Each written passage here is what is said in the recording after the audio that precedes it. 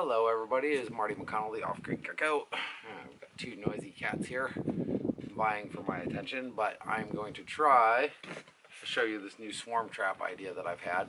So bees are flying around like crazy right now, and I've noticed if it gets above 60 degrees, like they're everywhere.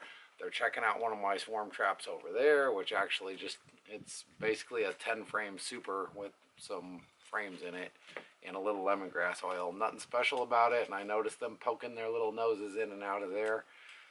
So they're definitely looking.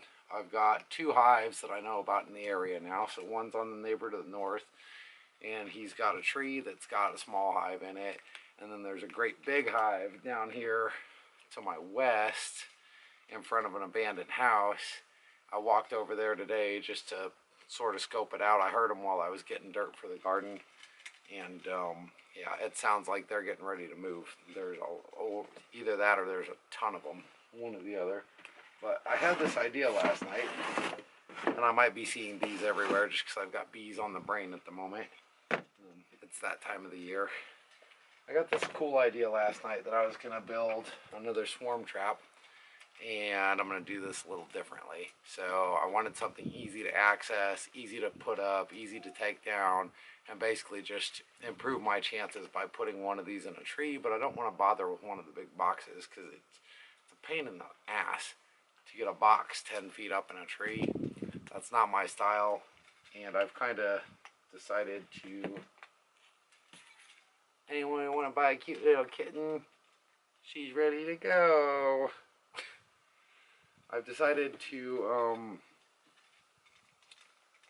go ahead and buy some bees this year. So the local feed store is going to be selling a Russian variety, and I think I'm going to jump on that. That way, no matter what happens this year, at least I've got some bees. But let's get started on the swarm trap. So my basic idea is to cut a hole in the bottom of a 5-gallon bucket, attach the lid to the tree, put the bucket on the tree, and then I can get it up, take it down, and then of course I'll have an entrance for the bees somewhere on this side and ventilation holes on the lid, and then that should make a nice little box. And I need some kind of substrate in here for them to build comb on, so I'm just going to use cardboard. I've seen some stuff kind of like this. Everybody does it a different way, and smearing wax and melting stuff. But this is simple and easy, so I'm just going to try it and see if it works. So I've got a 1-inch Forstner bit. Hopefully 1 inch will be small enough to keep birds out of here. I've got a little 1/8 inch drill bit. And I've got a couple boxes of screws. Okay. Got a piece of 2x4. And I've got a small little scrap of wood that, for whatever reason, I drilled a rabbit in. And I don't know why, but it's extra and laying around. So let's get started. First thing I'm going to do is take the lid, and I'm going to attach this to this, just like that. And do this by putting my little block of wood on the inside. I'm going to drill some pilot holes and just secure it down on there. Go ahead and do this thing. Wrong direction.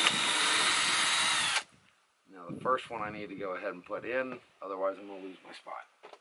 I guess that went through. If it didn't, I'll find out here in a minute. Alright, we got a screw in. That's fairly stable. Fill the rest of the pilot holes, and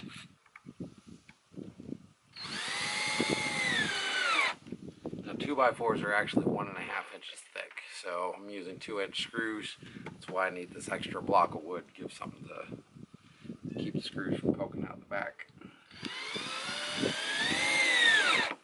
Alrighty, let's see how many I missed with. All of them went in the 2x4. That's good. That's on there nice and solid and jiggly. So my next step here is going to be to go ahead and punch some vent holes in the lid, and since you want your vent holes at the top, then that's why I had to put the lid on first. I think I'm done screwing for now.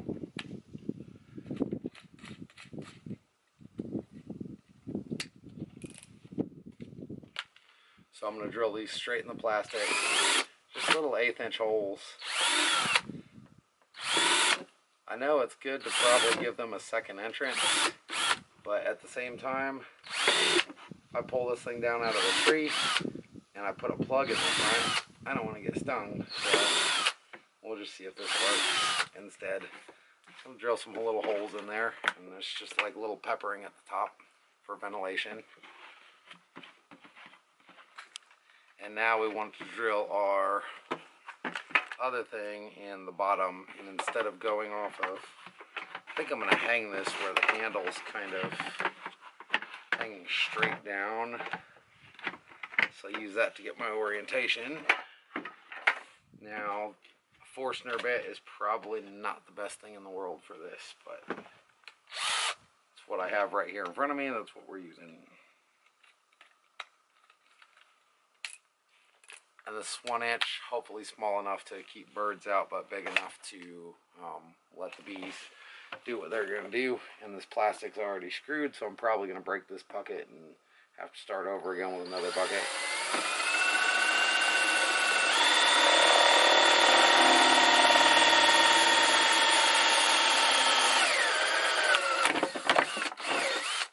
There we go. That was easy. So now we got a little 1 inch hole drilled in there. Nice.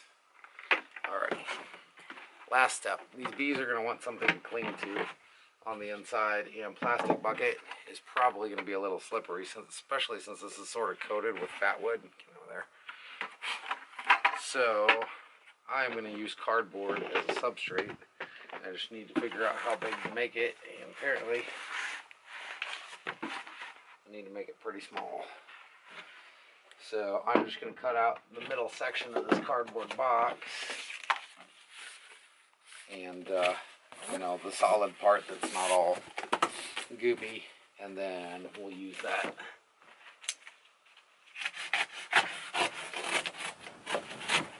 Don't forget to stop at offgridgecko.com and get yourself a knife.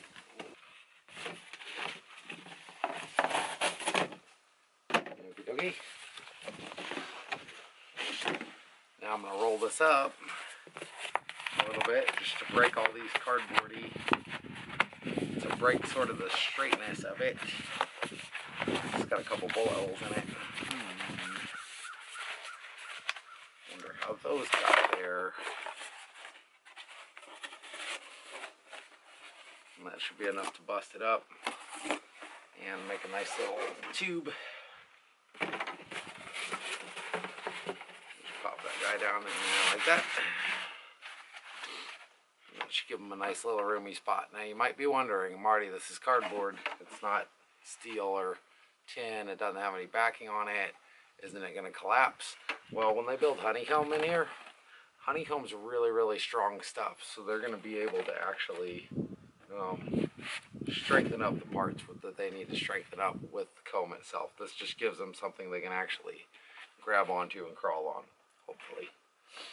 Pop the lid on here. Don't lose my drill bit. So the only step left is go ahead and attach this to a tree. And for that, I have some 3-inch screws, and I'm going to try to only use 2 because getting it down from the tree is kind of important.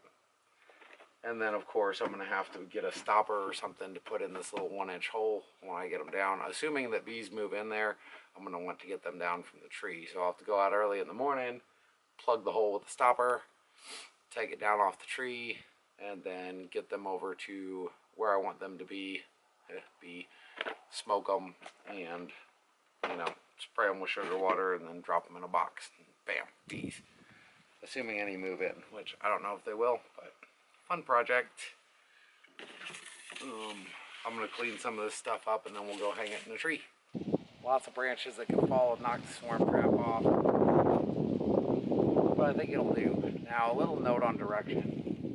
I've read everywhere that your swarm trap should be facing south, and then other people say it doesn't matter, but if I'm trying to think like a bee and I'm scouting out a location, I want the other bees, because they might be traveling 3 miles, you know, I want them to be able to find that location when I tell them where it is, my little waggle dance. So, putting it somewhere that's visible. So Almost everybody will tell you to install your bee traps on a wood line, which this basically is. This is about 30 yards from my house. And there's a wood line here. We're recessed in a little bit because I wanted to get a big tree. And so I want to make sure that the little bugs are able to locate it. So I want to put it somewhere in the open. And this is a nice open little spot here. There's almost like a little funnel that comes in here from the tree line, and then big blue bucket on a tree. Shouldn't be too terribly difficult for them to spot, I don't think. So we're going to go ahead and hang this here. I've already got my screws pre-drilled, and hopefully we got about 1.5 inches of space to tap into the tree. Hopefully that'll be enough to get through the bark, otherwise I'm going to have to find another tree.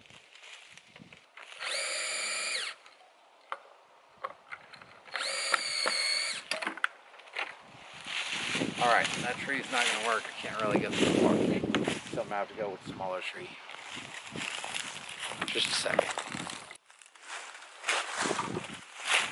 A lovely little sycamore tree here. Probably work. Ugh. Down. Find a fairly straight section here. So bee box right here. You'll notice it's got a crack here. If they move in, they'll fill this with propolis. So I don't think it's a big deal. It might be a big deal. I don't know. Not going crazy, man, but let me show you what's going on with some of these other boxes, and maybe you'll see why I'm not being too particularly partial to this. Alrighty, so this box here, you see this little guy? This is a scout. I know they're not robbing anything because I haven't put anything in there for them to rob. There's no honey in there, no sugar syrup, no nothing. But there's been about 5 or 6 of them kind of hovering around this thing all day since it warmed up a little bit. They've been crawling in and out. I went ahead and changed this to the smaller entrance size so that they can feel more secure with that box. It does have a topper on it, which should be facing the other way, but whatever. So if I can get them in here, coolsies, no problem. And this is for a 10 frame box, which this is the only box I have, but I can always take the frames out and put them in a smaller 8 frame if I want to. But for right now, they're checking it out. They're curious about it. So as long as they're curious, I just want to entertain their curiosity and give them as many options as possible. Let's go over to some of the other bee boxes. Yeah, can you see me? Alright, so this here is the future apiary site. You notice these little guys are really interested in this box right here. That's because this is not really a swarm trap. This is a feeder box. So there is sugar syrup in there in a little feeder thing that I made out of a plastic bottle. And then that's feeding out, you know, it's actually kind of leaking a little bit. And so what they're doing is they're eating all this sugar water off the front of the box.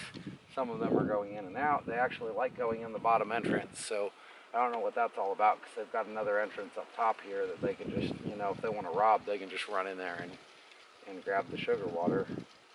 So I'm not too excited about disturbing this because I don't think they're going to move into it anyways. There's just too much of a chance for robber bees to come, and all the bees in this area now know where this box is because they had honey in it before. So I think these guys are just passing by and checking on it while they're out for their morning routine. They're like, hey, we can't find flowers, but there's some sugar water here. Let's grab it up and go. Now the box behind me over here, on the other hand, is again empty. It's just got frames in there, and I actually put some top bars in there by themselves. I just waxed them a little bit, popped them in there.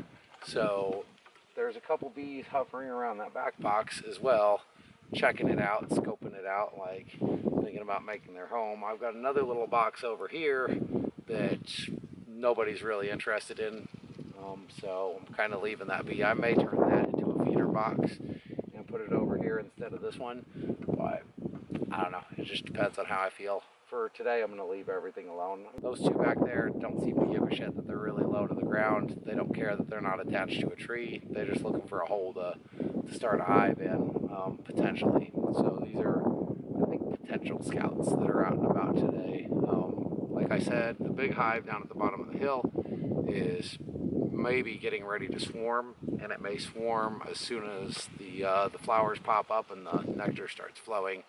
So I think some of these guys are just getting in advance on that. They want to know where to go when the inevitable happens.